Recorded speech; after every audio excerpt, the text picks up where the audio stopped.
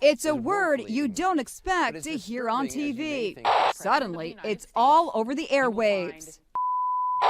Countries Networks like are Haiti, El grappling with Salvador. a real dilemma: how to report what the president said when it's this vulgar. Why do we want all these people from expletive whole countries here? The president was reportedly referring to Haiti, El Salvador, and some African countries when he made the shocking remark Thursday during a bipartisan meeting at the White House on immigration. Today on Twitter, he issued a kind of non-denial denial. The language used by me at the DACA meeting was tough, but this was not the language used. Democratic Senator Dick Durbin was there. He said these hate-filled things, and he said them repeatedly. The View's Sonny Huston, whose husband is of Haitian descent, took the president's words personally. I felt like he was talking about my father-in-law, like he was talking about my husband, like he was talking about my Haitian children.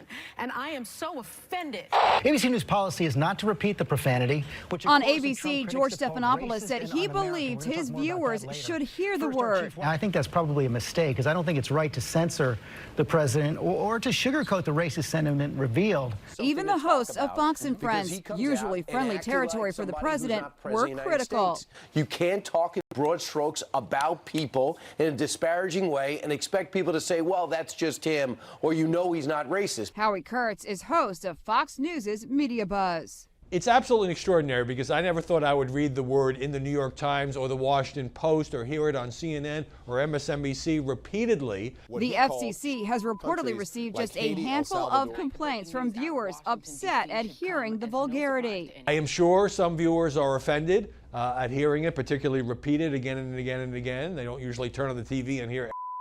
On the other hand, I think some viewers appreciate the fact that we're not censoring it, that we're not dancing around it. In a touch of irony lost on no one, the president commemorated Dr. Martin Luther King Jr. today. Today we gather in the White House to honor the memory of a great American hero, the Reverend Dr. Martin Luther King Jr. Reporters shouted questions at him, and somebody even used that word. Mr. President, did you refer to African Asians? Mr. President, are you a racist? The president had nothing to say.